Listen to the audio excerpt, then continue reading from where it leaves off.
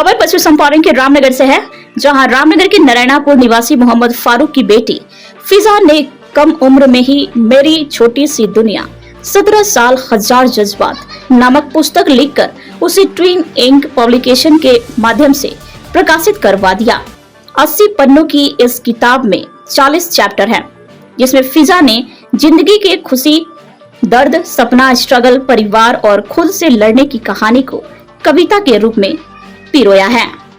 पुस्तक में उन्होंने बड़ी बहन के महत्व, सच्चे दोस्त, मैं लड़की क्यों हूँ जैसी सोच, 17 की उम्र में होने वाली गलतियों, खुद की काबिलियत पर भरोसा और पिता के सहयोग को प्रमुखता से लिखा है। साथ ही घर से दूर हॉस्टल में रहकर पढ़ाई करने वाली लड़कियों के संघर्ष को भी उजागर किया है।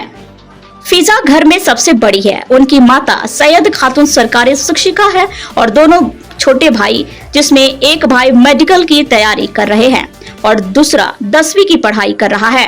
फिजा बताती है कि बचपन से ही कुछ अलग करने का सपना था।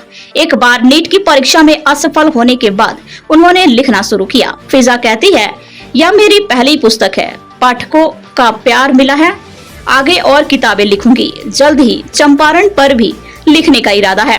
आज फिजा की मेहनत युवाओं के लिए प्रेरणा बन गई है। उनका मानना है कि हर बच्चा अपने सपने पूरे कर सकता है, बस लगन और परिवार का साथ जरूरी है। तो बड़ी बहन का भी होना ज़रूरी है, क्योंकि वो गलतियाँ सुधारती हैं, जो उन्होंने गलतियाँ की हैं वो हमें नहीं करने देती हैं।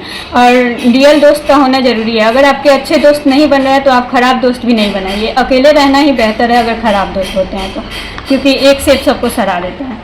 और लड़की हूँ मैं, आजकल की लड़कियों को लगता है कि लड़की होना कमज़ोरी है, लेकिन ऐसा बात नहीं है। आजकल के ज़माने में दोनों लड़का और लड़की बराबर हैं। 17 साल की उम्र में हम लोग बहुत सारी गलतियां करते हैं, जैसे दोस्त के बहकावे में आ जाना, माँ बाप की बातें नहीं मानना।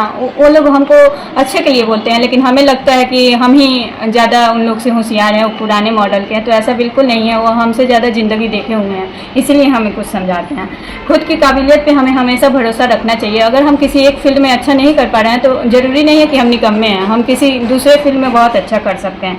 और क्योंकि मैं तो नहीं रहूँगी, मैं एक ना एक दिन ख़त्म हो जाऊँगी, लेकिन मेरा बुक है जो हमेशा अमर रहेगा, जिंदा रहेगा।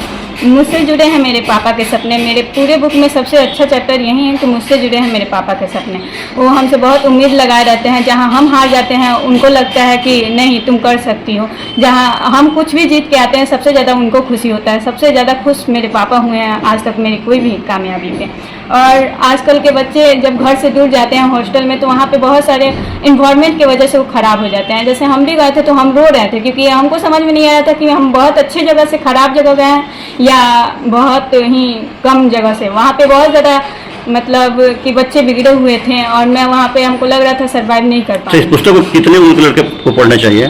ये सारे टीनेजर्स पढ़ सकते हैं। इसमें जैसे जिनको अकेलापन महसूस होता है और जो एंजाइटी से सफ़र कर रहे हैं, डिप्रेशन, ऐसे ऐसे चीज़ हैं जो सफ़र कर रहे हैं, वो ऐसे बुक को पढ़ के आराम से अपने डिप्रेशन, एंजाइटी से बाहर आ सकते हैं। क्या नाम पड़ेगा? मेरा नाम फिजा परवीन है। पढ़ाई क्या करती है आप? मैं नीट का तैयारी कर रही थी अभी तक, और मैं सोच रही हूँ कि अब मेडिकल लाइन में मैं अपना ईयर बर्बाद नहीं करूँगी, इसीलिए मैं अपने इंटरेस्ट में जाना चाहूँगी। पुस्तक लिखने का और मैं BA LLB भी करना चाहती हूँ।